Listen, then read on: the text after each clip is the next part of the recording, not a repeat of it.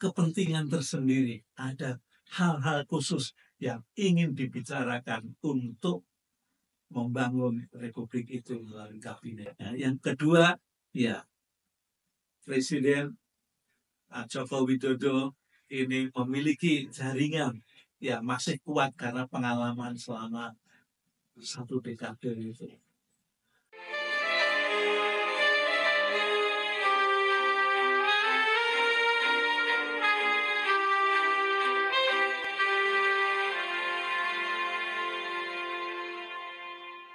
Sahabat usia Mas, kita semua pada saat ini perlu mengucapkan bela sungkawa kepada tokoh dunia, yaitu Paus Fransiskus yang menjadi kepala gereja bagi umat Katolik sedunia, tapi juga sekaligus sebagai kepala negara, yaitu di negara Vatikan, negara yang paling kecil di dunia.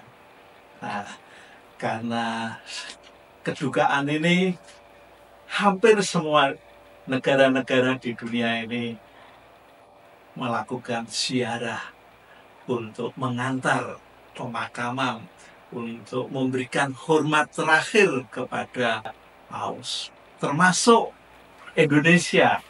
Presiden Prabowo karena tidak bisa hadir, dia juga mengutus Presiden ke-7 Joko Widodo beserta dengan 3 orang lainnya, yaitu ada Wamen Keuangan yaitu Juwandono, lalu ada Menteri HAM, dan ada mantan Ketua Penerimaan Paus Fransiskus ketika datang di Indonesia. Jadi ada 4 orang yang diutus oleh Presiden, yaitu sekaligus menjadi tamu negara di negara Vatikan itu. Nah, yang menjadi perhatian saya khususnya, ada apa sebenarnya Pak Presiden Prabowo kok sampai berhalangan hadir, tidak dapat menghadiri pemakaman, memberikan hormat terakhir kepada tokoh dunia ini. Ya, mereka adalah pemimpin umat terbesar di dunia. Ya. Jadi kalau misalnya datang ke sana, pasti akan ketemu dengan banyak pejabat negara, ya, banyak pemimpin-pemimpin negara yang hadir. Karena selama meninggalnya hingga pemakaman itu lebih dari 250.000 orang yang memberikan hormat, memberikan pengantaran untuk menuju pusara yang terakhirnya. Nah, tentu saja banyak orang yang berpikir, berasumsi, beranggapan seperti saya sendiri, itu juga ada 2 hal anggapan yang ada di benak saya. Yang pertama, karena memang Presiden melihat ketidakhadiran ke pemakaman Paus Fransiskus ini karena satu, yaitu persoalan dalam negeri yang perlu diselesaikan, karena masih banyak sekali hal-hal yang perlu ditangani. Karena pada saat itu masalah Presiden Joko Widodo sendiri di Indonesia juga sedang menjadi sorotan. Bahkan ketika berangkat itu sebetulnya dia juga sedang menjalani kegiatan di Pengadilan Negeri Solo. Lalu juga ada tekanan-tekanan kepada Prabowo tentang wakil presiden untuk diganti atas usulan, atas pendapat dari para purnawirawan, jenderal-jenderal yang ada di Indonesia itu. Bahkan wakil presiden Tri Sutrisno itu pun juga memberikan rekomendasi, dia ikut memberikan tanda tangan. Nah, barangkali itulah yang menjadi pemikiran sehingga tidak bisa berangkat sendiri. Padahal kalau berangkat tadi ada 2 hal yang bisa lakukan, yaitu masalah diplomasi, ya, kepada siapa saja yang hadir di sana, ya. Lalu juga yang kedua selain diplomasi, yaitu ada ziarah spiritual, ya, karena yang meninggal adalah tokoh dunia di bidang spiritual.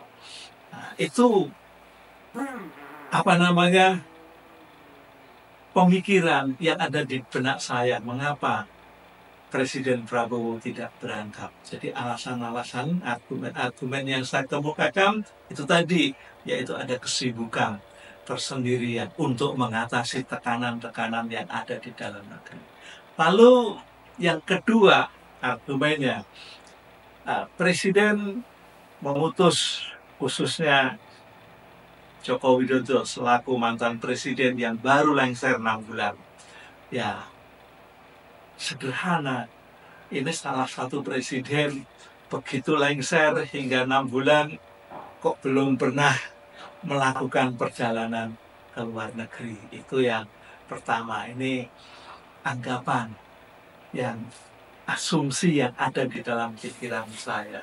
Tapi yang kedua, ya paling tidak memang karena dia presiden, pastilah dia juga mempunyai pertalian yang kuat dengan tokoh-tokoh negara-negara yang lain, ya, sehingga diplomasinya mungkin masih bisa diharapkan untuk kemajuan Indonesia.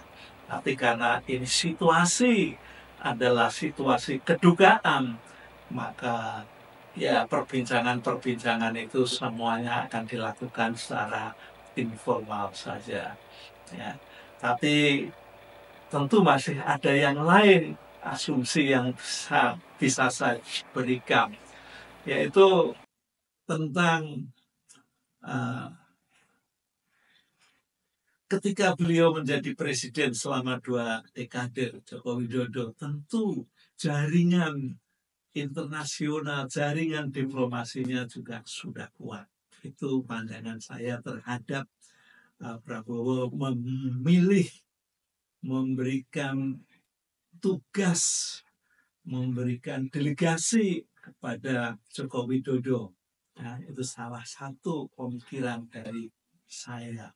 Ya, kenapa demikian? Kok tidak wakilnya? Ya, tentu Pak Presiden juga sudah tahu bagaimana kapasitas wakil presidennya. Ya, karena sampai saat ini boleh dikatakan tidak begitu menonjol di dalam hal berkomunikasinya. Jadi kembali lagi, ya lebih baik kepada mantan presiden. Nah, tapi menurut saya ada hal yang perlu disayangkan. Ya, apakah ini ada bagian lain dari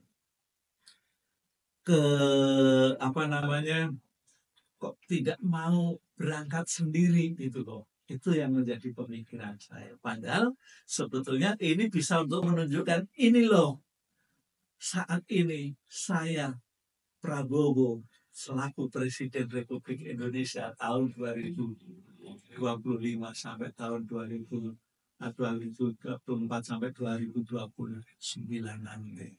Nah, mestinya itu bisa dipakai untuk menunjukkan bahwa sekarang ini yang menakodai, yang memimpin negeri Indonesia adalah Prabowo. Ya, kalau itu benar-benar bisa dijalankan, wah pastilah rakyat akan berseru-seru, akan memberikan apresiasi yang luar biasa dibanding memberikan penugasan kepada Joko Widodo selaku mantan presiden. Nah, jadi apakah ini juga ada anggapan dari masyarakat beberapa hari yang lalu adanya matahari kembar? Itu merupakan cara untuk mematahkan, cara untuk memutuskan bahwa tidak ada matahari kembar. Sebab dengan memberikan Presiden memberikan delegasi, memberikan tugas, memberikan utusan, ya, mengutus Joko Widodo selaku mantan presiden, maka bisa dipatahkan dengan cara demikian. Jadi itu bagian lain dari pemikiran saya dari dua hal tadi. Jadi ada tiga kalau saya rumuskan, yaitu yang pertama karena ada kepentingan tersendiri, ada hal-hal khusus yang ingin dibicarakan untuk membangun republik itu melalui kabinetnya. Yang kedua, ya Presiden Joko Widodo ini memiliki jaringan yang masih kuat karena pengalaman selama satu dekade itu. Lalu tambahannya yang ketiga yaitu ini tadi, ya, yaitu apa ya, tentang memutus pandangan adanya dua matahari kembar di negeri ini. Dengan cara begitu, dia menugaskan, dia memutuskan, mengutus, itu artinya Joko Widodo tidak lagi menjadi bayang-bayang, tetapi Joko Widodo adalah orang yang diutus. Posisinya ada di bawah, sangat jauh, ya, dengan posisi matahari kembar itu.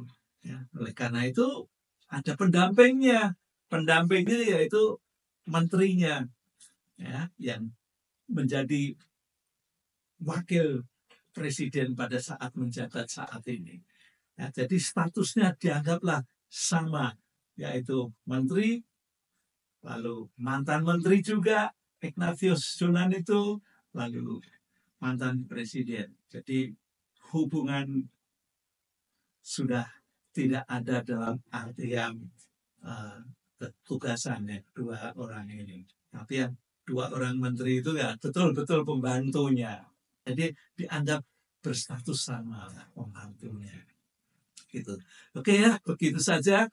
Jadi tentang presiden tidak hadir pada upacara pemakaman, ya, bisa mengandung dua arti, diplomasi internasional dan sekaligus juga masalah spiritual, karena itu dihadiri oleh lebih dari 100 negara, ya, bahkan jumlah yang melakukan ziarah pemakaman itu mencapai 250.000 orang lebih. Nah, ini artinya hal yang sangat penting bagi presiden untuk memutus hubungan istilah matahari. Oke, sampai di sini kita berjumpa. Lain kali kita ketemu pada sesi yang lebih spesial lagi. Bye-bye.